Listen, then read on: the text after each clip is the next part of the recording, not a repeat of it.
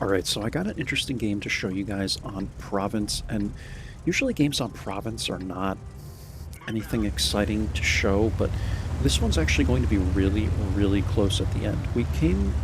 It came down to a situation where I honestly wasn't sure if I was going to be able to carry this one, but we end up doing it actually a lot easier than I thought, and we're able to, get the win. But I'm going to talk through it, guys.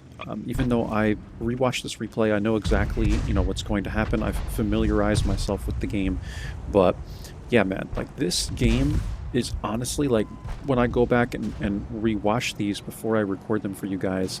Um, I can honestly say that this one was actually one of the closest games that I've played in probably like a month or two, right? Like it really was very, very close, and you just don't expect these types of games on Province, to be honest. So let's kind of move through this game. I'm on the northeast spawn, or I guess you can call it the north spawn, really. It's kind of like northeast and southwest, right? But on Province, it's just crossfire, right? Like this whole map is crossfire. The EBR is kind of YOLOing me here, and this was going to be a problem if I didn't light him on fire. Maybe he would have probably gotten at least one shot into me. I'm lucky to light him on fire, and this happens to me quite often on this map, I must say. I actually completely missed this push and hit the rock here, but luckily no one spots me.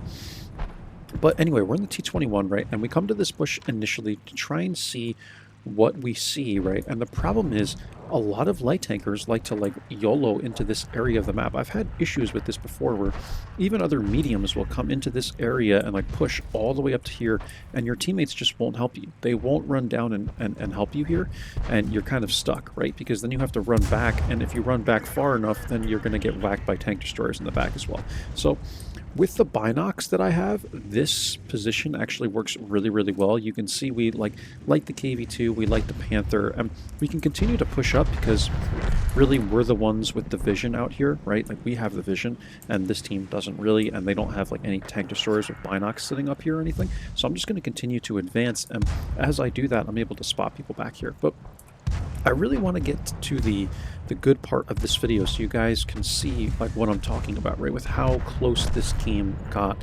And I think I played it very well. I think I played it to the best of my ability. I think there might have been a way to play it better, but again, I'm not a super Unicom player, so someone who's really good at the game probably could have watched this and said, oh yeah, that was easy. But for me, this was fairly challenging to figure out really the right way of doing the things. So we're getting shots into the KV2. Again, I know I'm missing some of this, but this isn't really the important part of the game I want you guys to see, right? We're just kind of spotting here. We're taking shots at the KV2 as we can, right? When shots become available, I'm taking the shots. And now we're kind of going to start getting into that end game situation where the game is pretty close, right? You can see by HP we're up a little bit, by tanks we're up a little bit, but it's going to get closer, man. Trust me. Like this game, man, I mean, and I really do believe I played this pretty well, guys. There are replays I will bring you where I feel like I threw the game and I didn't play well, but I feel like I was doing all the right moves here, and what ends up happening is the T29 and the STRV push our base, or close to our base, right? I always think the base is like in this corner, but really the bases are here, which actually makes it a lot easier to reset. But I'm going to come up here. I see the T29 moving after I've eliminated the STRV, right? And now it's 11 to 10. And this is where the game is going to get interesting. We have a VK and a P43 trying to push into the E25.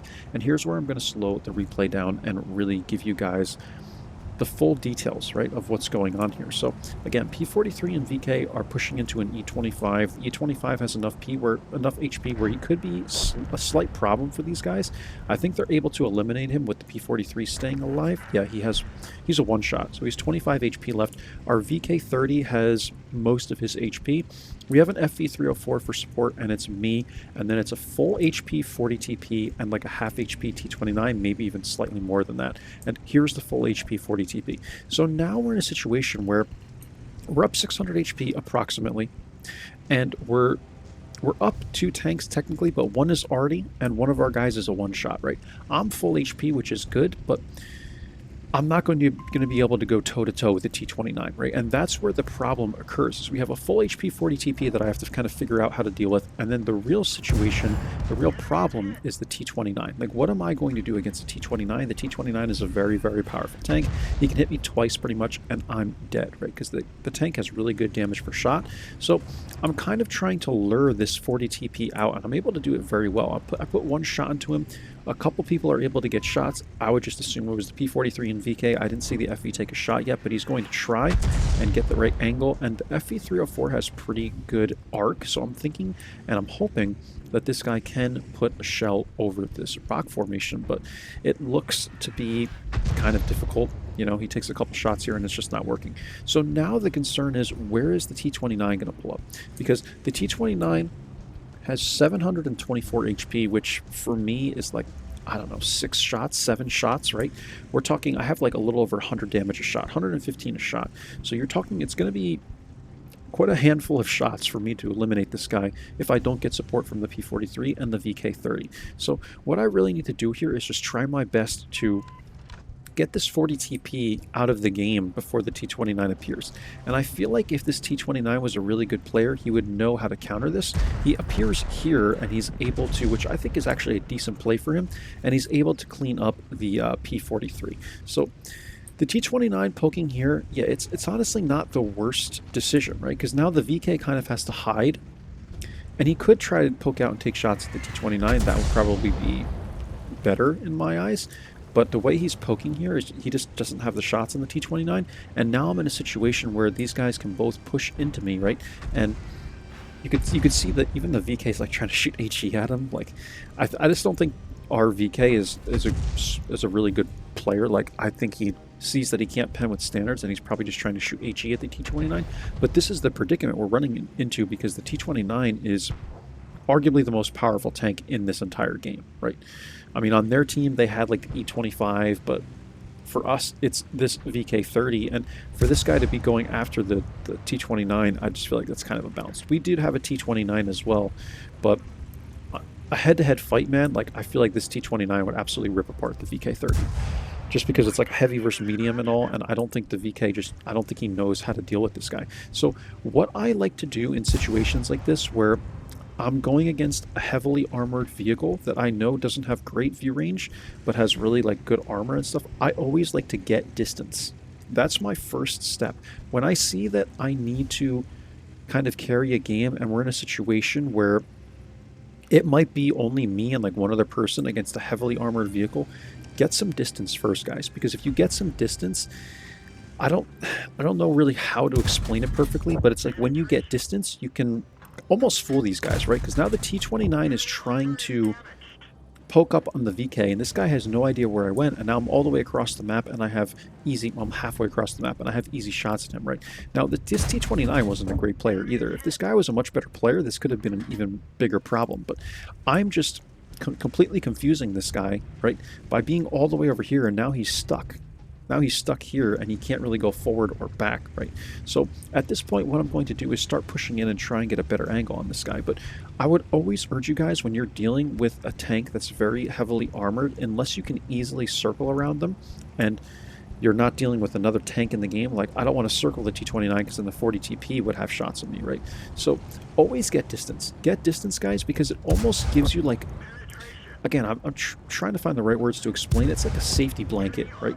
That distance, because if you're that far away, if you're a good like 400 meters away, it's likely that you can take shots at these guys without them spotting you, depending on if they have like optics or not. And then this way, it also gives you an opportunity to keep that distance, and it's harder shots for them if they do spot you, right? And just try and find hard cover. For me, I was very comfortable doing this because I know that there's some trees here and foliage and stuff like that, where I can be far enough away, and it's kind of like a sixth sense thing. Like, I just know I'm not going to get spotted by the T29, so I just kind of played it in the middle of the map, right? And that's where I went to. But me getting that distance is very, very important, just in case this guy were to push up somehow, and without me countering him, because I would have always been there to counter him and protect my VK, but by some miracle, I bounced a bunch of shots, right? If the T21 was able to get that far, clean up the VK, I now have some distance where I can continue to run away from this guy, right? And he's on his own base. So I know that he's not going to be able to cap, right? Because he has to go all the way there to cap. So that's what also makes this kind of a good play, because if I'm running away and this is our cap instead, like pretend we were on the south spawn, well, then I'd have to come back eventually to try and reset, right? And that's where you have to get kind of fancy in your approach. But in this situation, capping is not an issue, so I kind of get the jump on this guy no matter what. If he gets up to this area and I'm now out here, well, I can make any play I want. I just have to think about it properly, right? But I can make any play I want to try and keep some distance on this guy and then poke wherever I can and kind of throw him off. So overall, guys, I think I played it pretty well. However, I would say that they definitely could have played it a lot better, but we were able to make this work. We kind of lured out the 40 TP, and then we came after him at the end here. But the biggest issue, again, in this game was the T29, and I think we figured out how to do it pretty gosh darn well here. I think the T29 he misplayed it. I really think he wasn't sure how to handle this situation. At some point, if he wanted to win this game, he was going to have to go after some tanks, but because we have the mobility and we ran to the mid, it's easy side shots, man, and that's how we were able to make it work on Province, guys. So I'm going to show you the end plates. I think I described that, to the best of my ability and kind of gave you guys my understanding of the game. Right, like how I was reading things and how I adjusted to it and how I played it. I want you guys to really, like when I make these videos for you, I want you to really understand the way that I'm thinking of it and give you all the tips that I used in order to come out with the win, right? So I hope that helps you out. I'm not so sure it's the best province map guide or anything like that, because it's very rare to run into a situation like this on Province, but I think it could tell you and really teach you how to keep some distance on enemies and how to try and get the appropriate angles and surprise enemies, right? Because the T29 had no idea where I went. You would think he would have an idea, like I really can only go one way. Maybe he thought I completely retreated, but we're still able to kind of surprise him here and get those side shots, and we made it work, right? It ended up being a mastery, so that's why I wanted to share it with you as well. 1363 spotting, 1822 damage, 4 module damage, 2 kills, and yeah, man, I think we did a pretty gosh darn good job. I don't know what you guys think, but I think I did okay. 1822 damage again, guys, 2 kills, and 1086 experience. We were top here by experience. Looks like we were second by damage. I'm correct here. My eyes are very, very tired, but I believe we are second by damage. And there you go, guys. Not much more to say. I'm really trying to describe this game as much as I possibly can. I'm pretty tired, so I'm hoping that my words are all making sense to you, and I hope it helps you out on this map, and hope it helps you out in general with playing your light tanks. So that's all in the T21. Catch you guys for the next one. Take care, and bye-bye.